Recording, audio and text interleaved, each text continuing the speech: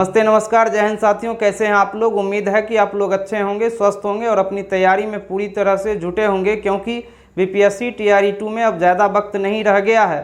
साथियों, इसी उद्देश्य से लाइव फॉर यू आपके लिए लगातार वीडियोस ला रहा है, जिसमें एनसीईआरटी और एससीईआरटी बेस्ड एमसीक्यू को सम्मिलित किया जाता है, ताकि आपको एग्ज़ाम में इस वीडियो से काफ़ी सहायता मिले, सहयोग मिले। और हम इस प्रयास को सतत जारी रखेंगे आगे भी, क्योंकि परीक्षा जो है अब काफ़ी नज़दीक है। नोटिफिकेशन और एग्ज़ाम इसमें काफ़ी ज़्यादा अंतर नहीं रखा जाएगा। इस वजह से हमें अभी से ही अपने तैयारी को मुकम्मल करना पड़ेगा, और उसके लिए आपको एक कुशल रणनीति की ज़रूरत होगी, क्योंकि इतने कम समय में हमें इतना ज़्यादा से ज़्यादा कंटेंट को टेकअप करना है और फिर एग्ज़ाम की समुचित तैयारी करनी है। साथियों, इसी कड़ी में हम लोग आज होम रूल आंदोलन के बारे में पढ़ेंगे, जो प्रथम विश्व युद्ध के दौरान भारत में होम रूल आंदोलन का दौर था। उसे संक्षिप्त विवरण के साथ इस वीडियो में हम लोग जानेंगे, और उससे जुड़ा हुआ जो भी एमसीक्यू होगा वह भी इस वीडियो के माध्यम से आप लोगों तक पहुंचाया जाएगा। तो आइए आज का वीडियो हम शुरू करते हैं। आज के वीडियो का टॉपिक है भारत में होम रूल आंदोलन। साथियों, सबसे पहले हम ये जानेंगे कि होम रूल आंदोलन की शुरुआत कहाँ से हुई। होम रूल आंदोलन की शुरुआत कहाँ से हुई? तो सबसे पहले हम लोग ये जान लेते हैं कि होम रूल आंदोलन की शुरुआत आयरलैंड से हुई थी। होम रूल आंदोलन की शुरुआत आयरलैंड से हुई थी। यहाँ एक व्यक्ति था रेडमांड नाम का, जिसने आयरलैंड में होम रूल आंदोलन की शुरुआत की थी। आयरलैंड में सबसे पहले रेडमांड नामक व्यक्ति ने होम रूल आंदोलन की शुरुआत की थी। साथियों, होम रूल दो शब्दों से मिलकर बना है। होम रूल दो शब्दों से मिलकर बना है, होम और रूल। होम और रूल। होम का मतलब अपना और रूल का मतलब शासन। तो इसका शाब्दिक अर्थ स्वशासन हो जाएगा। होम रूल का जो शाब्दिक अर्थ है वह स्वशासन है। तो यह एक आयरलैंड का भाषा है, जिसमें हमने ये जाना कि होम रूल शब्द का शाब्दिक अर्थ स्वशासन होता है। होम रूल शब्द का शाब्दिक अर्थ स्वशासन होता है, मतलब किसी भी देश में वहाँ की जनता द्वारा जो शासन व्यवस्था लाई जाती है, जो शासन व्यवस्था को चलाई जाती है, उस शासन व्यवस्था को होम रूल कहा गया। साथियों, भारत में होम रूल आंदोलन की शुरुआत, भारत में होम रूल आंदोलन की शुरुआत 1916 के आसपास हुई थी। भारत में होम रूल आंदोलन की शुरुआत 1916 में हुई थी। उस समय भारत का वाइसराय, 1916 में भारत का वाइसराय, 1916 में जिस समय भारत में होम रूल आंदोलन की शुरुआत हुई थी, साथियों, वाइसराय जेम्स फोर्ड थे। जेम्स फोर्ड, जिनका कार्यकाल वाइसराय के रूप में भारत में 1916 से लेकर 1921 ईस्वी तक रहा। भारत में 1916 से लेकर 1921 ईस्वी तक रहा। तो सबसे पहले होम रूल आंदोलन की शुरुआत आयरलैंड में की गई थी।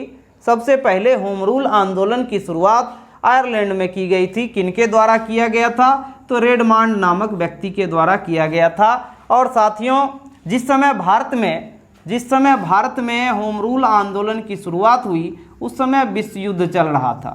तो विश्व युद्ध के दौरान 1915 से लेकर 1917 के बीच, 1915 से 1917 के बीच होम रूल आंदोलन की शुरुआत हुई थी। और जिस समय भारत में होम रूल आंदोलन की शुरुआत हुई थी वह ईस्वी था 1916 का, और उस समय भारत में वाइसराय थे जेम्स फोर्ड, जिनका कार्यकाल वाइसराय के रूप में भारत में 1916 से 1921 ईस्वी तक रहा था। चलिए, इस वीडियो में और भी हम कुछ पॉइंट्स को इंक्लूड करेंगे।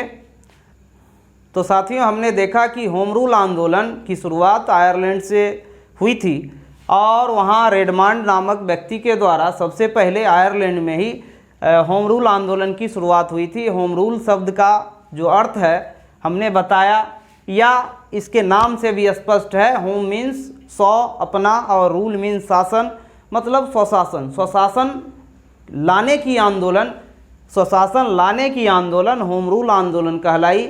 और हमारे देश में 1916 ईस्वी में, हमारे देश में 1916 ईस्वी में होम रूल आंदोलन की शुरुआत हुई थी। और इसकी शुरुआत करने वाले हमारे देश में दो शख्सियत हुए, एक बाल गंगाधर तिलक और दूसरे एनी बेसेंट। तो हम दोनों के बारे में जानेंगे कि दोनों के द्वारा जो होम रूल लीग की स्थापना की गई उसमें क्या समानताएं थी, क्या भिन्नताएं थी। तो हमारे देश में जो होम रूल लीग की स्थापना की गई 1916 ईस्वी में, यह दो भागों में बटा हुआ है। यह दो भागों में बटा हुआ है। एक बाल गंगाधर तिलक, एक बाल गंगाधर तिलक का होम रूल लीग, और दूसरा एनी बेसेंट, और दूसरा एनी बेसेंट का होम रूल लीग। तो साथियों हम एक एक करके दोनों में समानताओं और भिन्नताओं को जानेंगे। सबसे पहले बाल गंगाधर तिलक का जो होम रूल लीग था यह कब शुरू हुई भारत में, तो अप्रैल 1916 ईस्वी में। अप्रैल 1916 ईस्वी में भारत में बाल गंगाधर तिलक के द्वारा होम रूल लीग की स्थापना की गई थी। और एनी बेसेंट के द्वारा सितंबर 1916 में, एनी बेसेंट के द्वारा सितंबर 1916 में होम रूल लीग की स्थापना की गई थी। अब इसके बाद हम लोग दूसरा पॉइंट जानेंगे कि तिलक द्वारा जो होम रूल लीग की स्थापना अप्रैल 1916 में की गई, इसका क्षेत्र कौन सा था, इसका क्षेत्र कौन सा था। तो साथियों बाल गंगाधर तिलक के द्वारा जिन क्षेत्रों में 1916 ईस्वी में, अप्रैल 1916 ईस्वी में होम रूल लीग की स्थापना की गई थी, वह क्षेत्र महाराष्ट्र और कर्नाटक था। महाराष्ट्र और कर्नाटक था। महाराष्ट्र और कर्नाटक था। महाराष्ट्र और कर्नाटक के क्षेत्र में अप्रैल 1916 में बाल गंगाधर तिलक द्वारा होम रूल लीग की स्थापना की गई। एनी बेसेंट का क्षेत्र देखेंगे। एनी बेसेंट के द्वारा जो सितंबर 1916 में होम रूल लीग की स्थापना की गई वह किन क्षेत्रों में था, तो वह मद्रास और तमिलनाडु के क्षेत्र में था। मद्रास और तमिलनाडु के क्षेत्र में, मद्रास और तमिलनाडु के क्षेत्र में एनी बेसेंट के द्वारा होम रूल लीग की स्थापना की गई। तिलक के होम रूल लीग का मुख्यालय कहाँ था? तिलक के होम रूल लीग का मुख्यालय कर्नाटक के बेलगांव, कर्नाटक के बेलगांव नामक स्थान पर तिलक के होम रूल लीग की स्थापना की गई थी। जबकि एनी बेसेंट के होम रूल लीग का मुख्यालय अडियार जो कि मद्रास में पड़ता है, अडियार जो कि मद्रास में पड़ता है, यहाँ एनी बेसेंट के होम रूल लीग का मुख्यालय था। अब हम लोग बाल गंगाधर तिलक के पॉइंट जानेंगे कि तिलक द्वारा जो होम रूल लीग की स्थापना की गई थी इसके अध्यक्ष कौन कौन थे, अध्यक्ष के बारे में जानेंगे। तो तिलक के द्वारा जो होम रूल लीग स्थापना की गई थी उसके अध्यक्ष एनसी केलकर और जोसेफ बैप्टिस्ट थे। जबकि एनी बेसेंट के होम रूल लीग के अध्यक्ष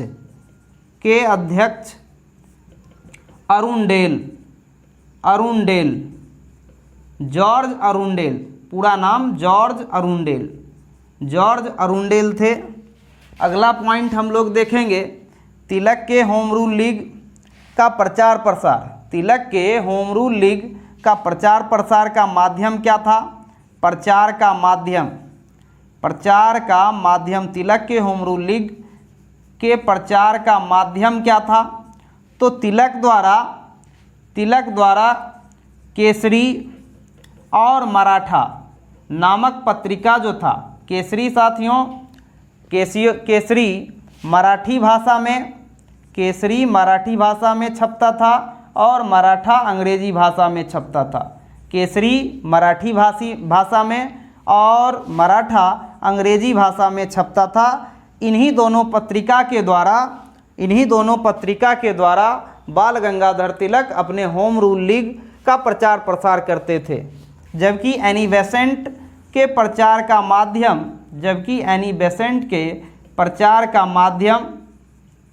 एनी बेसेंट द्वारा चलाए गए कॉमनवेल्थ और न्यू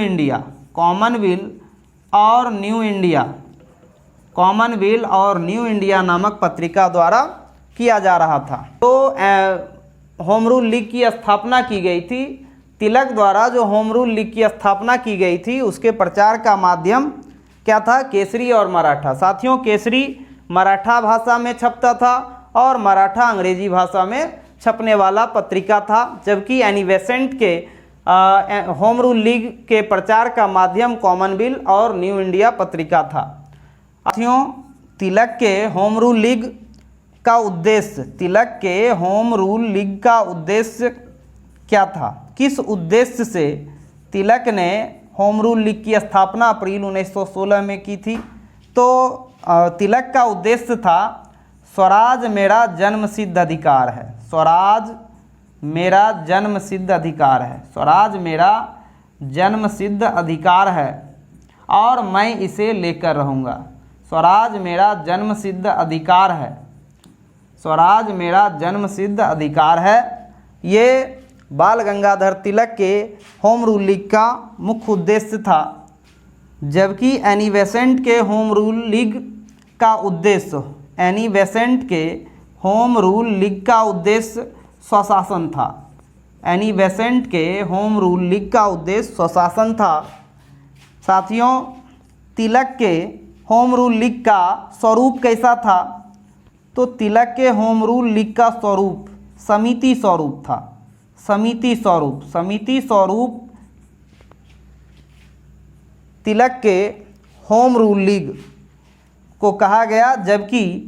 जबकि एनी बेसेंट के होम रूल लीग का स्वरूप अखिल भारतीय था। एनी बेसेंट के होम रूल लीग का स्वरूप अखिल भारतीय था। तो ये कुछ बेसिक इन्फॉर्मेशन था कि भारत में होम रूल लीग की स्थापना किस तरह से हुई और यहाँ पर किन किन क्षेत्रों में एनी बेसेंट और बाल गंगाधर तिलक के होम रूल लीग का क्षेत्र था, उनका मुख्यालय कहाँ था, उनके अध्यक्ष कौन कौन थे। तो इस वीडियो के माध्यम से हमने इन पॉइंट्स को आपके सामने रखा। उम्मीद है कि इससे आपको हेल्प मिलेगा। चलिए हम कुछ MCQ इसका कर लेते हैं। साथियों, आज के वीडियो का पहला क्वेश्चन है, वर्ष 1916 में संपन्न लखनऊ अधिवेशन किससे संबंधित है? वर्ष 1916 में जो लखनऊ अधिवेशन हुआ था भारतीय राष्ट्रीय कांग्रेस का, वह किससे संबंधित है? क्या कांग्रेस और मुस्लिम लीग के समझौते से संबंधित है, या कांग्रेस के एकीकरण से संबंधित है, या उपरोक्त दोनों से संबंधित है, या इनमें से कोई नहीं? तो साथियों, 1916 में जो भारतीय राष्ट्रीय कांग्रेस का अधिवेशन हुआ था, 1916 में जो भारतीय राष्ट्रीय कांग्रेस का अधिवेशन हुआ था, इस अधिवेशन में कांग्रेस और मुस्लिम लीग के बीच एक समझौता हुआ था। कांग्रेस और मुस्लिम लीग के बीच एक समझौता हुआ था और कांग्रेस का एकीकरण भी हुआ था। कांग्रेस के एकीकरण से तात्पर्य है कि 1907 के सूरत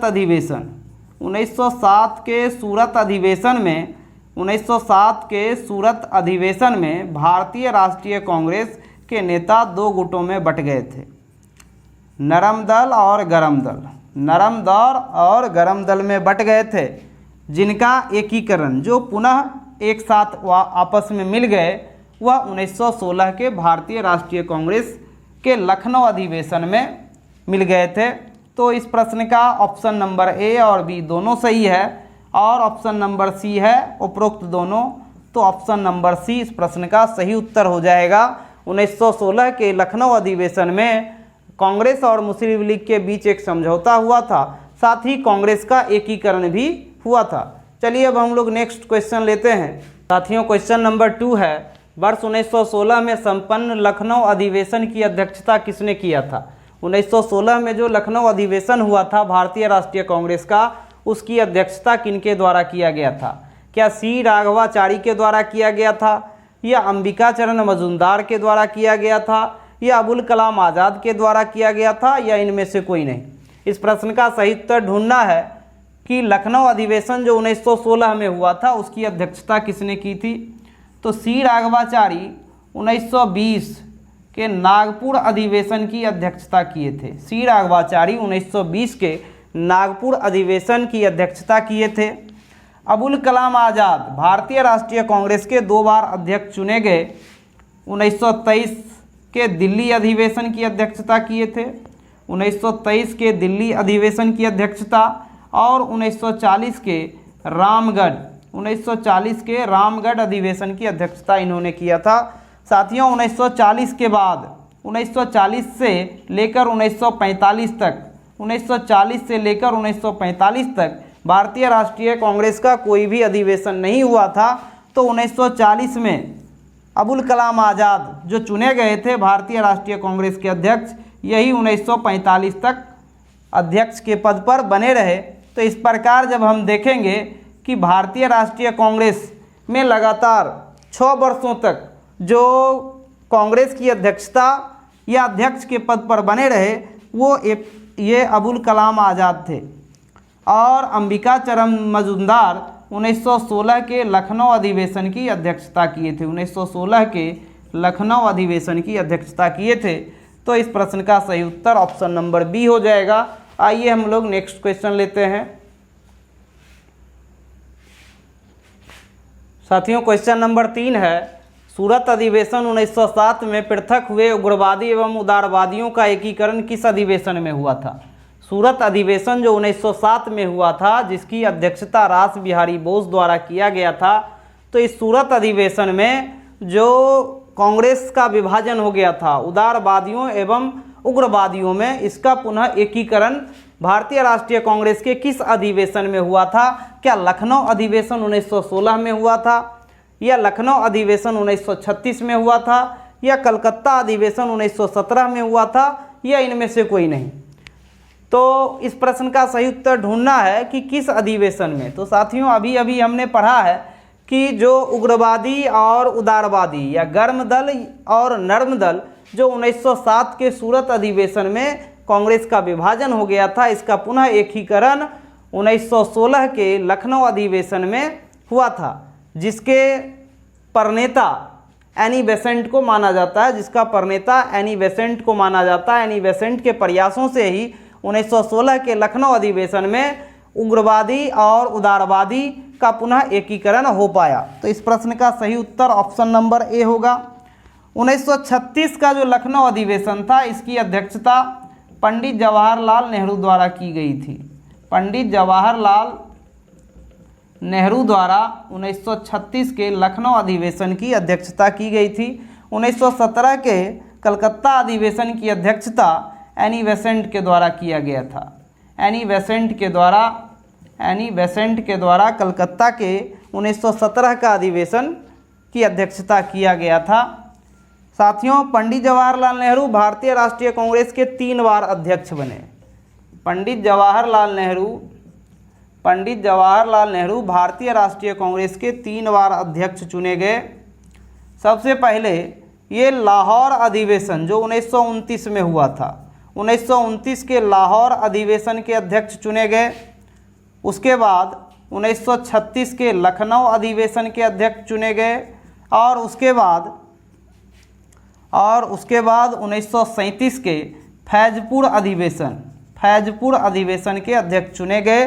फैजपुर एकमात्र गांव था जहां भारतीय राष्ट्रीय कांग्रेस का अधिवेशन हुआ था। फैजपुर एकमात्र गांव था, एकमात्र गांव में होने वाला एकमात्र अधिवेशन यही फैजपुर अधिवेशन 1936 का था, जिसकी अध्यक्षता पंडित जवाहरलाल नेहरू द्वारा किया गया था। चलिए अब हम लोग नेक्स्ट क्वेश्चन लेते हैं।